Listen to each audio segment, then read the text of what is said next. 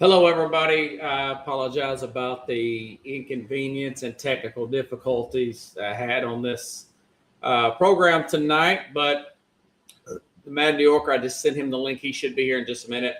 The show will go on. Appreciate your patience. Did not want to get 2026 started off on this type of uh, lane or level, but it did. But we got through it. I didn't get frustrated. Got a lot to talk about. Matt New York will be here in just a few seconds. We'll take our first and only break. We'll be back here momentarily and hit the ground running here on the Real Sports Scope. Hello, Sports Scope followers. The program has seen tremendous growth since going 5 days a week. I just wanted to thank everybody for your cash contributions and sharing the program with friends and families. Just a reminder, if you want to contribute to the program, go to the Cash App, the cash sign, and Sports Scope. There are other ways to contribute to the program listed at the bottom of the screen. If you want to advertise on the program, go to sports, that is sports with an S, another S, scope, SKOPE, at gmail.com, just like it's listed at the bottom of the screen. Thank you and enjoy the program. All righty, then I'm back here live, still waiting on the Mad New Yorker. He's got to get my link here and come back on. I had to do a lot of stuff. It's life in the big city here of interneting and live streaming and everything. Okay.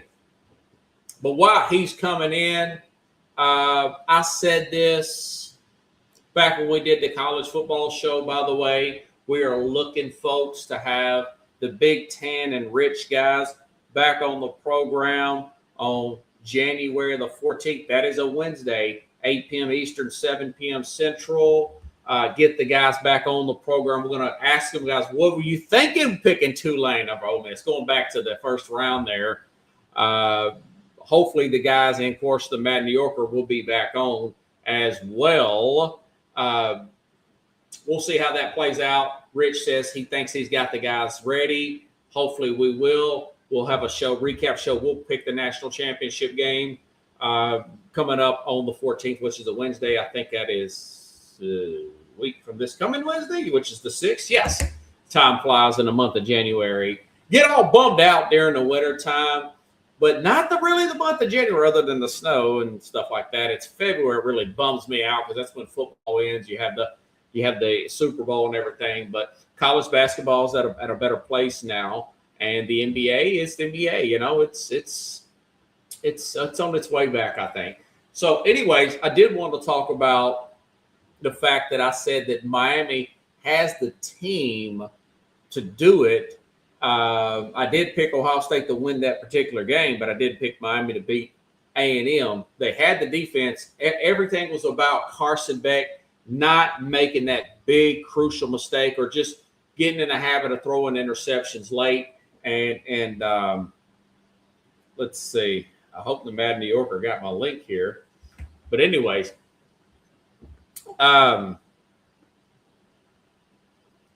but that didn't happen. That didn't happen last night. You know, I went back and watched the game. I was doing Uber all night, kind of get into like 4:30 in the morning. Appreciate everybody for all your tips and everything. But anyways, back to last night's game. Defense totally dominated. My thing about Julian saying the quarterback there for Ohio State is he hasn't really been challenged in an airtight game. The two times he has been challenged,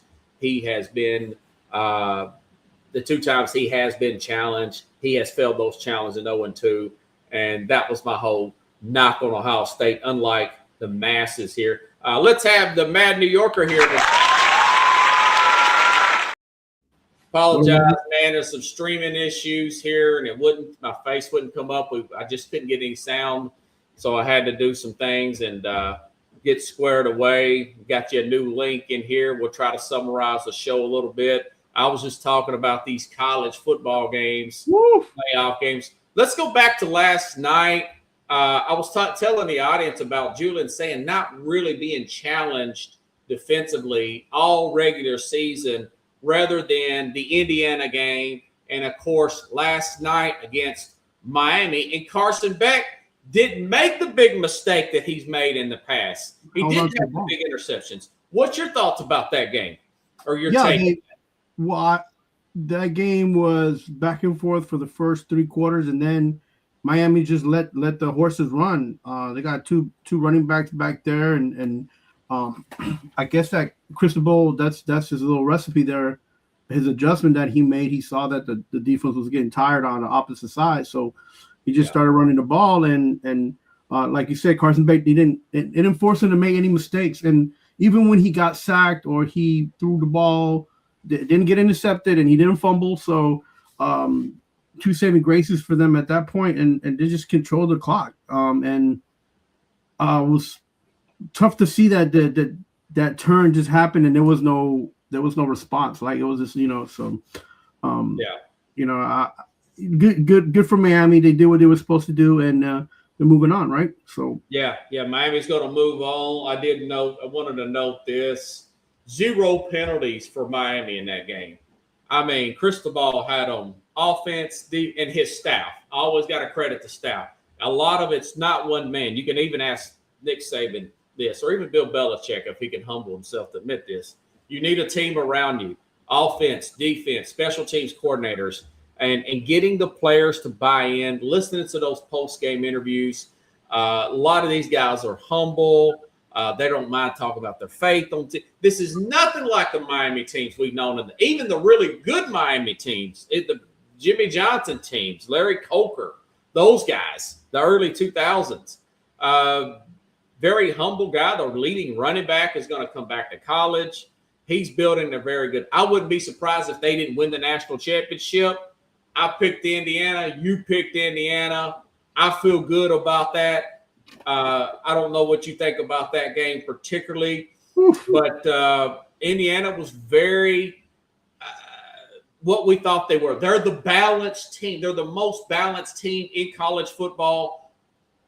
Alabama, we've been talking about this for 3-4 weeks now. They cannot run the ball. They have no balance there. They end up there's conflicting reports that Ty Simpson hurt his back in that game, and then other online reports are saying Ty Simpson was benched that game. I want to say Keelan DeBoer, hey, listen, you get benched too if you have no running game. You have to have some running game there. And I know Nick Saban doesn't want to say this publicly, but they don't have a running game. They're like 120-something in the country running the football. Alabama, the team that Derrick Henry recently played for less than 10 years ago. I mean, come on, man. What's your thoughts about that game and how well Indiana's playing? Yeah, mind you, they had Jacobs and then they had Derrick Henry. They had more than that. I mean, they had Ingram.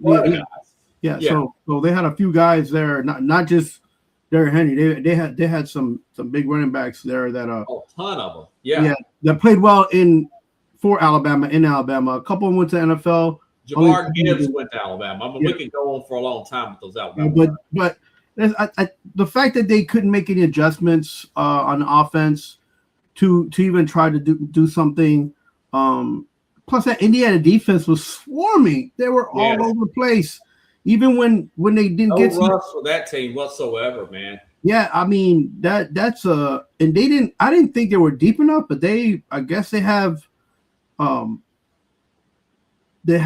than I thought that we saw during the regular season. Measure up for an Indiana team to have, right? Yeah. And I was like, because I was like, well, maybe this is just they'll win this game, and then they don't have enough depth to go on. And then you saw in third quarter, fourth quarter, second string, third string guys come in, and you're like, man, these guys look just as fast and as big as the ones that just left the game. And these are 3 or 4 star players, but they didn't. They play to win the game, right? So and you got to play like you act like you've been there, but you still have to play the game. And I feel like Alabama, they was acting like they've been there before, but they wasn't playing the game. Like they got caught in the fact that they met an opponent that was willing and ready to step up. And I think that's harder to make adjustments to as well when you're not that deep. And like you said, you got your quarterback that's not doing well, and you got a few few things here and there, and it's like, but listen, Indiana's a team to beat right now, right? Yeah. So, they up And they're next. going to play Oregon, and this is why I picked Oregon to win this game. Is people were overlooking their defense. Right. I want to say they were second in the Big Ten. Yeah, Texas Tech got a lot of great players on defense. They bought some players. Kudos to Texas Tech for that. But the fact is that Oregon's defense was being overlooked, going against better competition.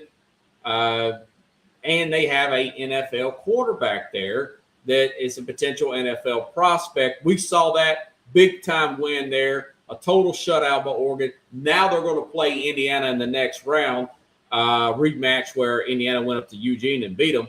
What's your thoughts, though? Oregon really putting it to Texas Tech. Although Texas Tech defense kept them in late in that game. I watched that. I recorded this. I got in late last night, like early this morning, 4:30 in the morning. And they hung in there. And I'm watching this on delay because I was slept in so late. And I'm thinking, are they going to come back? Because it's like it's a 3-point game. It's a 6-point game. Right. Just that defense is really good, but they can only stay on the field so long for Texas Tech. What's your thoughts about Oregon, Texas Tech, man? Yeah, I felt like you said. I felt like there was a comeback.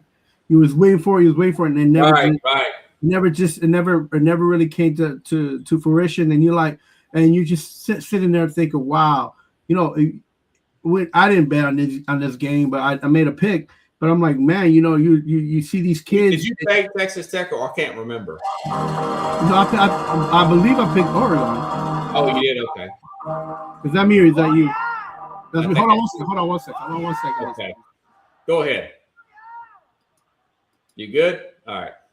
Yeah, my bad. I can put you on. I can mute you, I guess. You commercial break and whoa, wait! It's still happening. Mute me. Okay. So the Mad New Yorker, are you ready? You good? Okay. All right? You good now? Yeah, just got this. Right. I've been working on a few projects. One of them days, man. I couldn't get the freaking computer to come on right. But I didn't lose my cool today, so I'm already getting a year started off on the right spot here. We're getting on the right start, even though things happen, technical difficulties happen.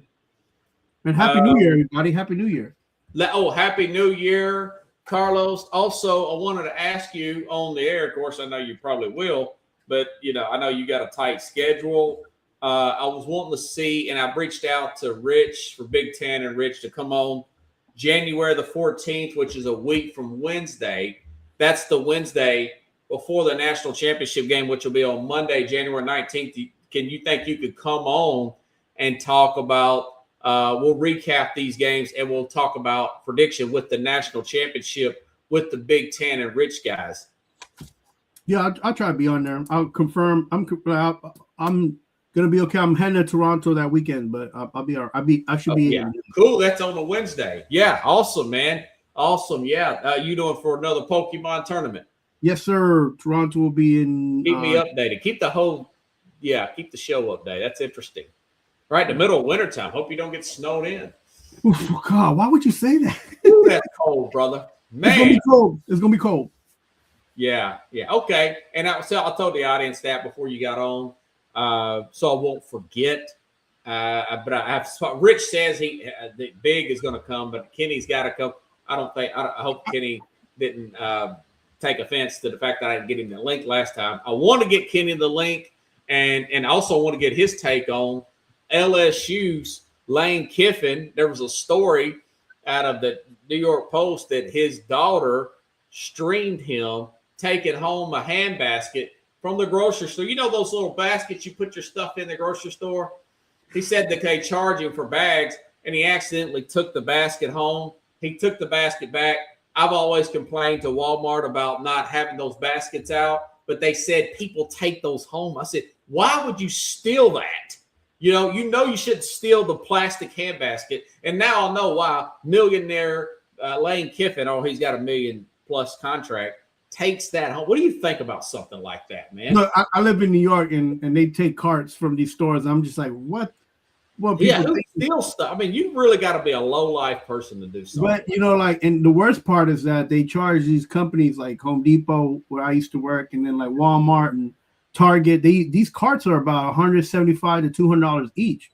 So these people just they bang up these carts in the parking lot. They don't think nothing of it, but they don't understand the cost that it costs these stores. What they have to pay for. Can you believe he took that home? When now he took it back, of course, probably because he got caught. She made him take it down.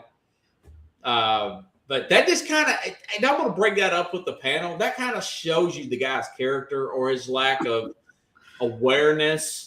At 50, he's older than me and you, 50 something years old. I can understand that maybe if that's a student. I said a little bit gave Jameis Winston a benefit of the doubt when he took those crab leg home. But he's 20, 19? Yeah, at 51 or whatever, you have 41. 31. There's no excuse for that. You gotta have some decency, bro. I mean, I don't know. Quick question. Did you feel like towards the end of this run, Texas Tech's offense was just going less and less less and less potent? Like the defense was just kept up, but it just felt like their offense was less and less. Right. Well, the thing is, the Oregon's defense was getting rested because look at the amount of plays Oregon was running, and it was wearing down the Tech defense, So the Oregon defense was rested. It was flying high, and that quarterback is he can't get it done, but he's being sped up. They hadn't been challenged like that. That's right. They hadn't really played anybody. They lost one game, and I forgot who it was too, but in the regular season. But other than BYU, who they really beat. Now, we know that they got some NFL guys on that defense. They do. Yeah. That's legit. They bought them with the NIL fair and square, and kudos to them. They're still a good story, but one analyst picked them to win the national championship. And I'll say, the same thing with Ohio State. Where's their resume? Where's Julian Stayan's resume in these close games? He beat they put 14 points on Texas. And, Georgia put 35 on them. Texas 38 or whatever. The Mississippi State put on Texas. Julian Stayan hasn't really faced a really good defense. The two defenses he did, they lost. They lost both games. Same thing with the Texas Tech team. That being said, they'll make adjustments. Maybe this billionaire put some more money into the offensive side and do what he's got to do. These games are getting more and more like NFL games. The Miami-Ohio State game, I felt like that was like an NFL game. It was a field position game, talking about like low turnovers, the proper play calling, not wasting any downs, punting, special teams, the whole chenille, kicking game. It's just not, you just can't overwhelm teams with talent. Those days seem to be few and far between, if not already gone. Yeah, just because of the NIL and transfer portal, it's spread out. I love it. Purists do not, but purists are purists. There's people that still want baseball to be played at 4 or 5 hours a game. I like the pitch clock. Yeah, and the commentary was funny at the end towards the third, fourth quarter, where the announcers were like, you think the FBS got it right picking Miami to play Ohio, and having Miami. Yeah. And so they were making comments about that, man.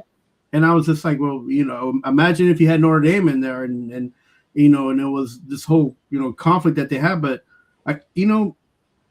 we didn't know, and I guess we found out that picking Miami was a better fit for this tournament, and they're coming out and they're playing all out, and again, those two running backs. I love them running backs. Oh, that two running back system at the end of the third and fourth quarter. Who's going to stop those guys, man? Who's going to stop? They're quick, and Beck don't have to make that many plays. Beck is about 24 years old. His stock is up now, by the way. He's made some big NFL throws. He's going to be drafted in the first round. I don't know where in the first round. Robert, all those guys block. The wide receivers blocking. The tight ends are blocking. Yeah, Cristobal. Everybody's doing their job, man. It's awesome to see, but it's like I didn't want them to win. Right. Well, I'm okay with it. My man Frank here, who does I forgot Frank's. I forgot Frank's last name, but he does a show with Jack Hirsch, and he's telling me that it's going to be Ohio State no matter what. Blah blah blah. I said, Frank, they hadn't played Indiana yet, okay, and they hadn't played Georgia yet. And I told you and the guys on this program, that they had a hard path to get there between Miami, Georgia, and then Indiana or whoever. And I would be surprised if Miami didn't knock them out, because I've had Miami beating the A&M. I don't think any of you guys had that. No, I didn't. I saw Miami's team speed. I saw it on both sides of the ball. I saw Beck's potential and the fact that he's made big plays. He has the talent to make the big plays. He's been his own worst enemy. So, anyways, let's do a quick recap of the NFL last week and get this show moving. I'm not going to take too much time here since we started a little late, but let's see. I thought the San Francisco Bears game was really good. Frisco outscored. What do you think about this? Is this the best offense since Kyle Shanahan's been there with any quarterback that he's ever had? I think it is. I think this is the best team effort Kyle Shanahan has gotten through the season with injuries. Because massive injuries. 2 seasons ago, he had a team that was, in and out of the lineup. Those guys are in and out of the lineup. This is the best job, and kudos to Robert Saleh for being able to being fired, coming back, and putting this defense together with a bunch of puzzle pieces, man. He's just grabbing them and whatever fits, he's putting. And kudos to those guys coming in and playing and doing their job and doing better than good. So, it's almost great, but better than good, and they're competitive, man. And I thought the Bears were going to come in here and give them put the grind on them. And no, they both played hard. They both was going back and forth. It was fun to see. It was like you couldn't take your eyes off the game. That's right. For sure. And at the end, the 49ers prevailed, and then kind of felt bad for the Bears. But like Somebody had to win that game. Yeah. And the way they played out, it felt like the 49ers had a little bit more of an edge. Yeah. Purdy was on fire. What's his name was running the ball. McCaffrey was catching and running the ball. So everything worked out for the 49ers more than it did for the Bears. And it was a good game, though. It was a really good game to watch. Very good game, high-scoring game. Philadelphia, Buffalo. We both picked Buffalo. I think if Buffalo kicks the extra point, goes in overtime, they probably beat the Eagles. The Eagles just hardly did anything in the second. They were hanging on by threads offensively in the second half of that game. I like the call to go for 2, get it over with. By the way, Sean McDermott, if you're listening, and I'm just a freaking another guy on a microphone, but any kind of common sense would tell you, I know he's going to rest Josh Allen. He didn't practice this today either. I think he should, but also I think he should rest those running backs, both running backs, Ray Davis, and, of course, James Cook, mainly James Cook, but also Milano and Joey Bosa, and try to get these guys to go on a run next week in the playoffs since you can't win this division. Anyways, as far as the Eagles, I think they're probably going to be one and done. They look more and more like the team a few years ago. They're just too inconsistent offensively.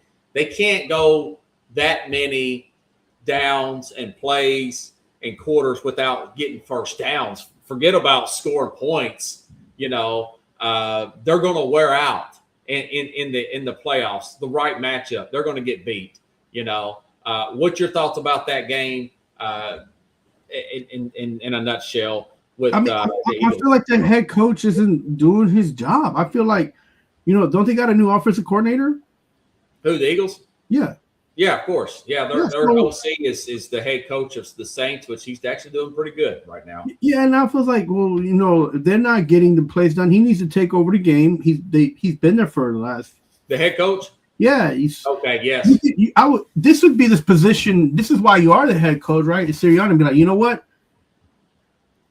The guys ain't getting it done. I'm gonna step up and I'm gonna make the calls, and this is what we're gonna run, and this is how we're gonna be. Because we keep talking about this. They have the talent, they have everything going on their way, and the only thing that the scheme's not working out what they're trying to do.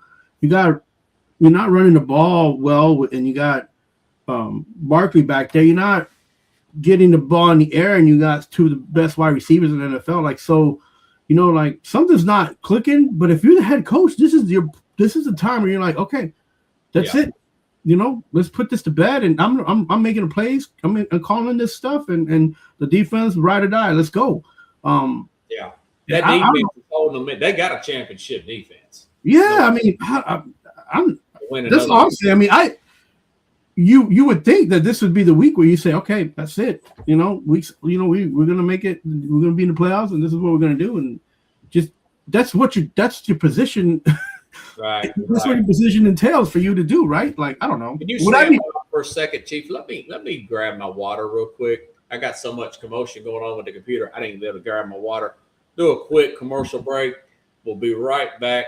Let's have a little remembrance of Mac McGrath here. I'm Mac, CEO of National Streaming Sports and host of the Mac and Jack Sports Show.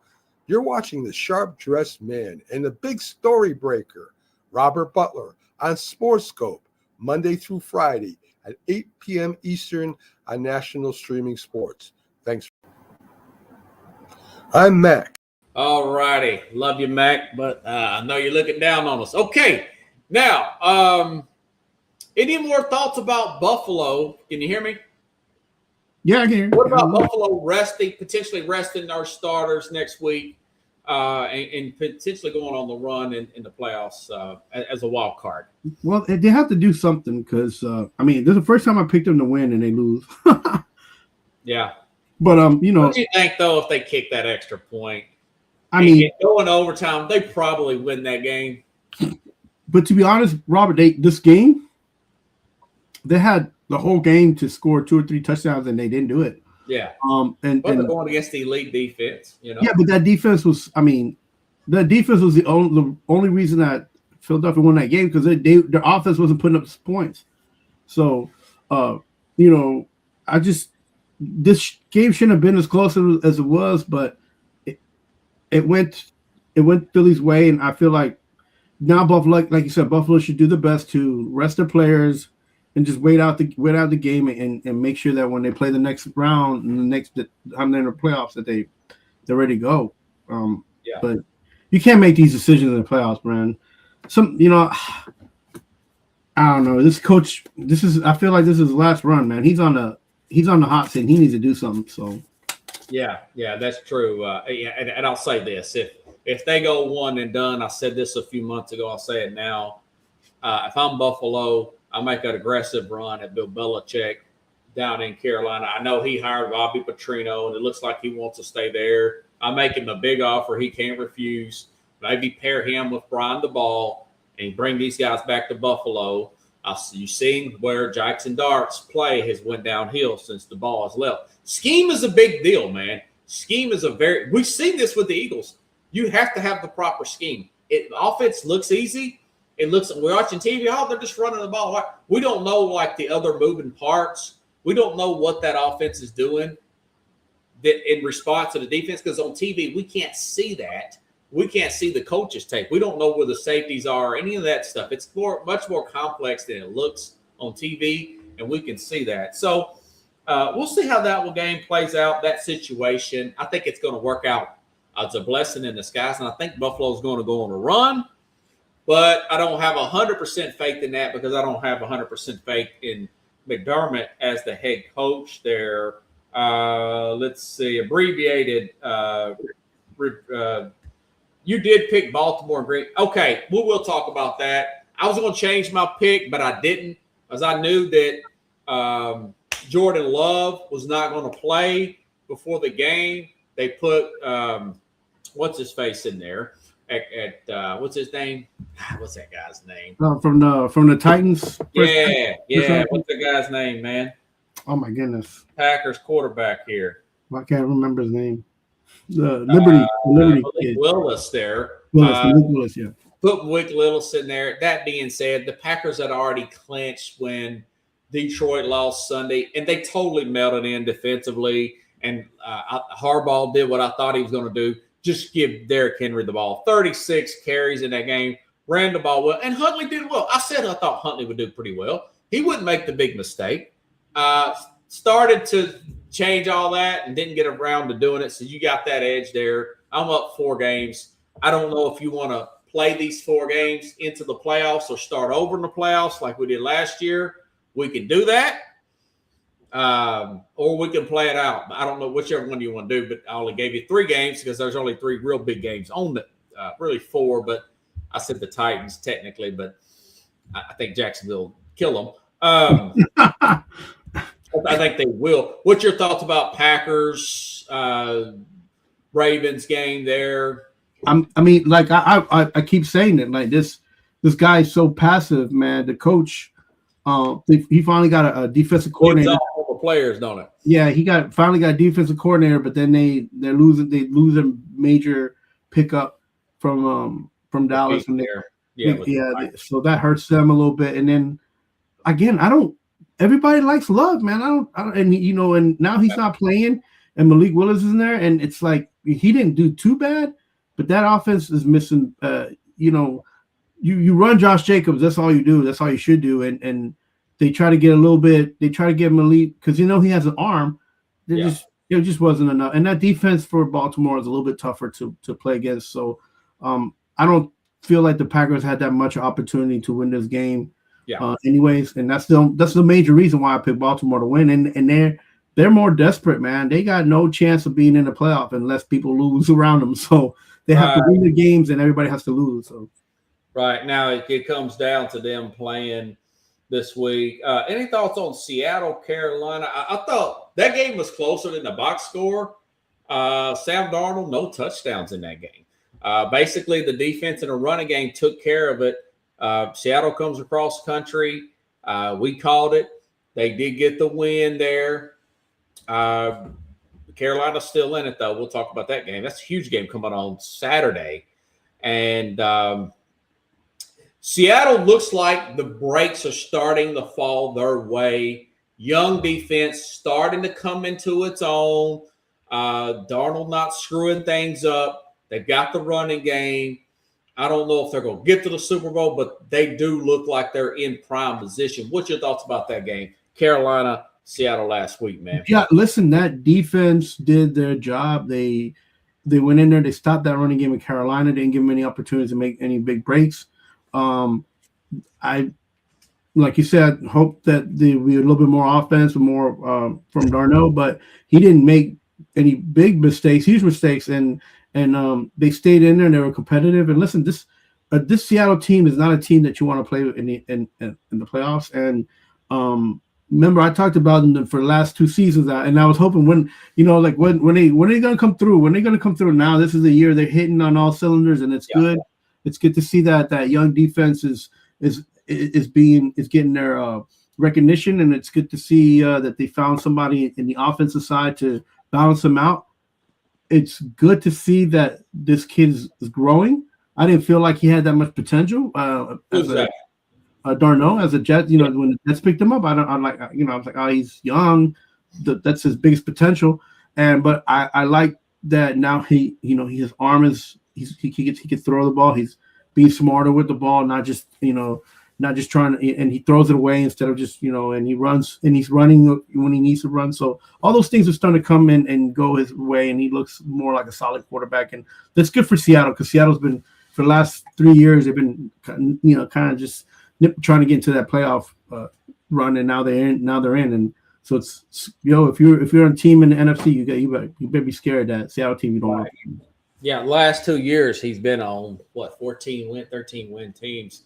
Having a shot at the 1 seed. Right. Seattle made the right move. They got rid of Geno Smith. That coach looked and said, okay, that's going to get me fired.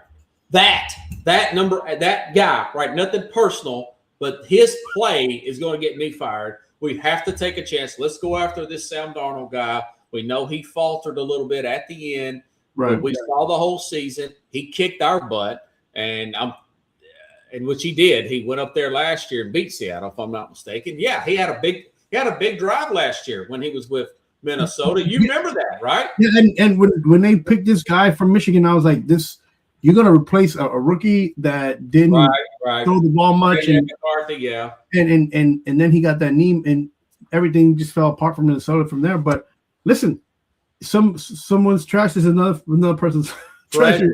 Absolutely. So and he wasn't trash. Remember, he had an MVP season going until like a while, week 5 or 6. Apart against Detroit. And both Yeah. So I mean, hey, look, Seattle's where they're at now, and they're a scary team to play, man. Yeah, they're a scary team to play. That leads us to this week. Okay, there's technically. We're not going to talk about the Giants and the Raiders. No. I'm kidding. No. Okay, well, I was going to say that the Giants got the win. The Raiders. It looks like Mendoza is a Raider. I mean, look how good Mendoza's playing. Look how much the Raiders need Mendoza. Can't you see him and Brady working together in the offseason to get better? I mean, I could see that coming together pretty well for them. Giants, I noticed that Abdul Carter's playing better now. Somebody just needed to get in his rear end and say, listen, you're not entitled to this. This is a privilege that you've earned, but now you're pushing yourself out of the door. Now he's playing some of the best football he's played all season. Kudos to Abdul Carter. It was kind of the bottom feeders bowl. It did get a lot of buzz, that game. Do you have any comments on that game per se? That the Giants, they played hard, they won. If I'm Jackson Dart, I'm playing hard because, hey, that could potentially be my replacement in Mendoza.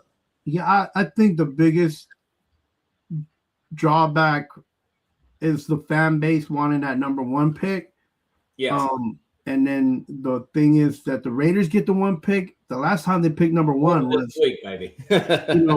was this guy from LSU, Russell, Jamarcus Russell. That was their last number 1 pick. So, I don't know where they stand, where Tom Brady stands in this, but there could be a trade too because Max Crosby, he got benched.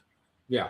And I feel for him because he needs to be on a team that's on the up, and there's too much drama to try to get through right now to go over. But I will say this: the Giants don't know whether they should win or lose, and even at that point, stating that is the reason why someone like Sean and that ownership need to just get all that fixed to start over again. Yeah. Hopefully they get the right coach there and get things squared away. I still believe in, like you said, building around. If you still be able to attract. Listen, if Moore plays well and he barely loses in this next game and he comes out, he should not come out. That Dante Moore, the quarterback for Oregon. But if he does come out, somebody underneath the Giants, if the Giants keep the 2 pick, they might want to trade up and you could still get some picks there. So that could work out. I've said that about the Tennessee people, the Titans there. So we'll see how that thing plays out. Either way, if you can't trade it down, you take the best available player. They got all kinds of needs offensively.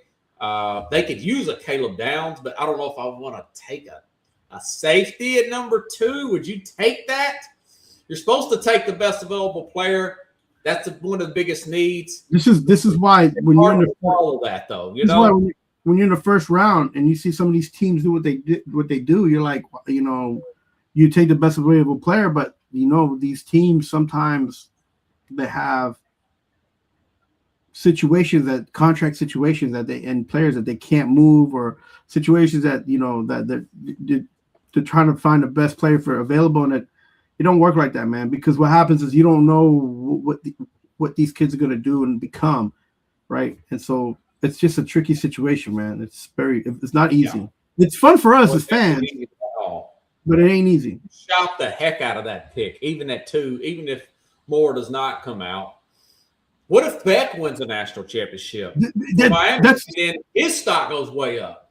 And Robert, remember when Baker came out? Remember that whole draft ended up flipping upside down because Baker, Baker was like, okay, he might go second or third, but he ended up going first, and everybody's like, whoa, what's going on? Then there was a trade. He went over Josh Allen and Lamar Jackson. Yeah. So, things can happen.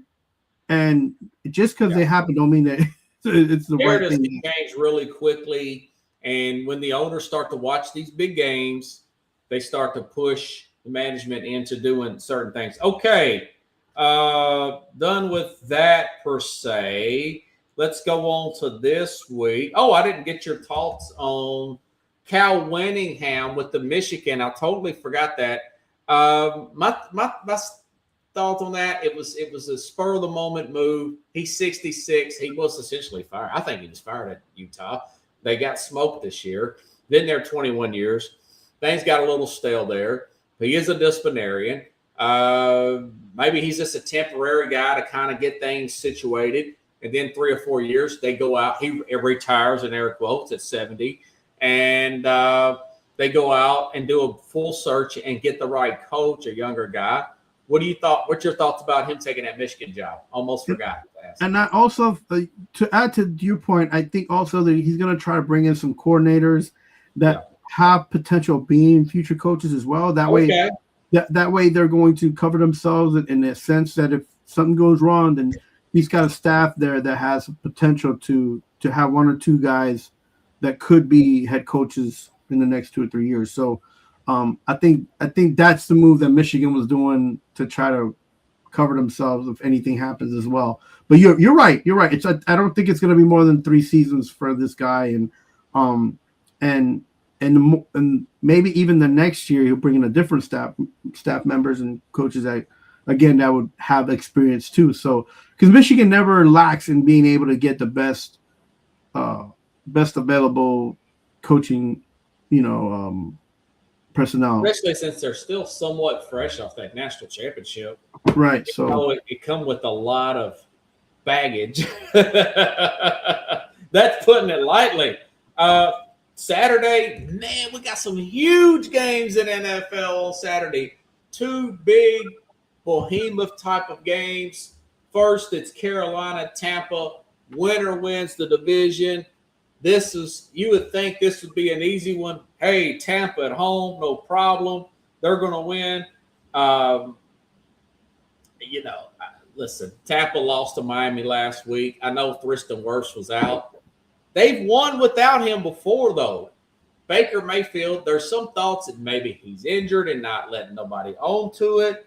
There's some other thoughts, and I think I'm with this, that they have hit on they went through. They're on the 3rd offensive coordinator in 3 years. The other 2, Dave Canales, who's now coaching the Carolina Panthers, and Liam Cohen, who's knocking it out of the park as of right now, with the Jacksonville Jaguars. Now he's on this guy, John Grizzard, which is just an awful, inconsistent offense. He's got Mike Evans back. They got Ibuka. They got Godwin. And they're still losing to teams like Miami. I think that Carolina's on the upswing and Tampa is downtrodden. This game's played in Tampa Saturday night. It's a 3-point Tampa favorite, but I like Carolina to sneak in there and win this game and win this division 24-21. What do you think about that game late Saturday afternoon? I feel like this game is going to be more on the head coach. That defense has given up too many points towards the end of the game. Yes. Everybody's talking about that. And I feel like he's going to make sure that in this game, that defense is going to be a little bit tighter. He's going to be dealing with a rookie quarterback. He's going to be dealing with 2 running backs. So his defense actually, the way it's formulated is for a running team. Are you talking about Carolina or Tampa? Tampa. I feel like Tampa. Okay. Coach, what's his name? Todd Bowles. Todd Bowles, yeah, former coach of the Jets. His team's formulated to stop the running game more than it is the wide receiver air game. So I feel like this plays into his hand, and he'll be able to manage this game better for his coaching staff for the Tampa Bay Bucks. So I feel that this game is going to be really close. I think you're right. I think it's going to be 27-24. I like that. I like that point, and I think that Tampa Bay will win, and you're gonna get your like 3 points there. So okay. So you picked Tampa. Yeah. I picked Carolina. Did you want to continue our games going into the playoffs like this, or do you want to start over in the playoffs? No, we could keep it like this. Okay, so I'm up 4, and then I'd be up 3 if you win this one, because you picked Tampa. I picked Carolina, and the fact that I did pick Carolina, I'll probably lose because I don't think I picked them right all year. So it's been like that with a lot of teams: the Ravens, the Steelers with me, the Chargers. Okay, next game. The Bills, the Lions. Dude, Saturday night, this is going to be huge. And I love this. San Francisco at Seattle. This was my hardest game to really handicap, dude. Like we talked about earlier in the program, San Francisco's offense is just clicking. Brock Purdy playing at a very high level. Trent Williams went out early in that game. They still won the game, but the Bears' defense is shaky, man. And Trent Williams, not hamstring injury. That's a left tackle there. Not practiced all week. I do not think he's going to play in this game. Maybe, and I say maybe because he's limited. George Kittle comes back for San Francisco. This game is played in Santa Clara. San Francisco originally was favored 1.5. Now Seattle's favored 1.5. San Francisco did beat Seattle early in week 1. That was before Fred Warner, Nick Bosa, the first-round pick all went out. Just a ton of injuries there. Puerto Frisco defense, great job by the coaching staff. But this is a lot of points they've been giving up, this San Francisco. We saw it last week against the Bears. I picked the 49ers, the San Francisco. I picked them to get to the Super Bowl this year. I hope I'm wrong, but I'm a realist. I'm looking at it through injuries, game by game. I think Seattle wins this game 30-20. Now, that being said, if only way they lose this game is Sam Darnold comes in there and coughs it up like a cat coughing up a hairball. He cannot make those big mistakes. I don't think he will. 30-20, Seattle will get that 1 seed. And it kills me to say that. What's your thoughts about that big game Saturday night? This is a true test for Seattle's defense. So why I say that is because they got to maintain Purdy and they got to maintain McCaffrey and make sure that those two guys don't get over 100 yards in the air and 100 yards in the ground. So saying that, and these guys are coming off of a win and being pumped up, and they're back in the West Coast. They might not be home, but they're close enough to smell the fresh sea air up there. They're on their same, they're on the same time zone at least, and they're really close to home. So I feel like this game they're gonna just be ready to close up the week, close up the travel, and they're gonna run this. And this game is gonna be 28-21. Seattle's gonna win. Purdy's gonna cough up a couple of interceptions. You can only be as good as he's been for so long. I feel like this is one game where he might not be so he'll be sped up in this game because the tackle's not there. Exactly. Yeah. So I feel like he probably will make some mistakes, but he usually is he's done pretty well keeping a clean sheet. But this defense is not that type of defense that'll give him that'll allow him to be clean. So he's gonna get dirty, and I don't think they're gonna be able to score that many points. Right. Yeah, he's gonna be sped up. Now I did note to myself here that Charles Cross, the left tackle, won't play again for Seattle, but he hadn't played in 2 weeks, and they got 2 W's. Now, could special teams play a part? Could Sam Darnold try to do too much and cough the ball? Possibly. I just don't see it happening. The key player for this game for Seattle is going to be Njigba. Yeah, he's going to have a big game. He's going to have a big game. Yeah, he's due for another big game. So, 140 yards and a touchdown, 8 catches would not be out of my prediction. Although if I'm San Francisco, I'll say somebody else beats me. I'm doubling him off the line of scrimmage. Well, they have a little bit of problems on the back end. San Francisco does. They got one guy that can cover craziness like crazy, and then the other guy. Yeah, everybody's back, though. That's the problem. So, yeah, when you don't get any sacks like that, and you're not getting any pass rush, Darnold could just run ahead and get yards on his own. And so they can use the running game that way. It doesn't look good for Frisco, but hey, listen, you got to play the game. Anything can happen. They can play above their heads. They played above their heads all year. And if there's rain, it changes everything, right? If there's rain and they have a consistent running game with McCaffrey, Yeah, if there's rain, and that changes everything for both teams. I think I don't know if it's going to be a rain. I don't think Santa Clara's got to have a problem, but it does rain and cold California winter day. Yeah, I mean, I don't think it's going to be an issue, but no, it was nice at the Rose Bowl today. The Rose Bowl looked nice, bro. It looked like they was playing in the middle of summer. A 40% chance Saturday, but it might rain, but they're used to it there. I mean, we'll see what happens. I said 30-20, but you never know. Both teams they're used to that because they play up there. It's in their division. Okay, the big one of the week here. Oh, by the way, technically, if Jacksonville wins, they're going to win the AFC South. They're a double-digit favorite over Tennessee. Does Tennessee have a chance against Jacksonville? I think Tennessee has a chance. They've proven that they can win against against a big team or even be competitive. So I think they'll be competitive enough to scare everybody watching this game. It might end up being 32-27. Oh wow! It might be one of those. Might be interesting for a half, and then I think Jacksonville will run out. But Jacksonville should go in there and just wipe the floor with Tennessee. Yeah. But if they go in there and thinking that this is going to be an easy game, they're gonna regret that.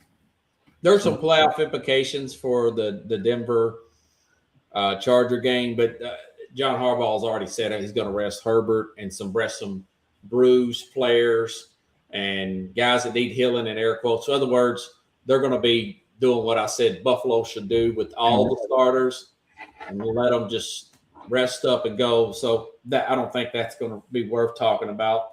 That's just like a little tidbit on that game. Okay, now the big one of the week, Sunday night, the Sunday big one. I think the biggest game of the week is that Seattle San Francisco game. But this is second. This one's second. Baltimore, Pittsburgh today, folks. Lamar Jackson, full participant. I read up on that. Todd Monken said this is the best he's looked in a while. That's the offensive coordinator for the Ravens. Meanwhile, the Steelers lost last week to Cleveland. That was their Super Bowl because DK Metcalf, that really hurt San Francisco, or that really hurt the Ravens. Plus, their Washington, their tight ends out. They're going to have to rely on Freiermuth. Now they got their second receiver, got injured last week. He's supposed to play. This guy I think his name is Calvin Austin, number 2 receiver. Kind of a young guy. There's a little bit of trust there. It's getting a little better as the season went along between him and Rodgers. And TJ Watt, puncture lung, he might play. He might come back. So that's going to help the Steelers. But overall, the Ravens, Lamar Jackson, full participant.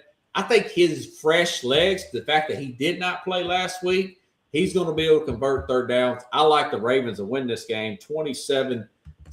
They pull away late and win by double digits. It's going to be played at Pittsburgh, and they get away with Bush League plays at home. They're going to play their guts out, but I think they'll run out of gas in the second half. What's your thoughts about Ravens-Steelers? This Sunday night game will definitely depend on the running game for the Steelers. If they get a good running game from their running back, who's very, how am I say, he's very inconsistent.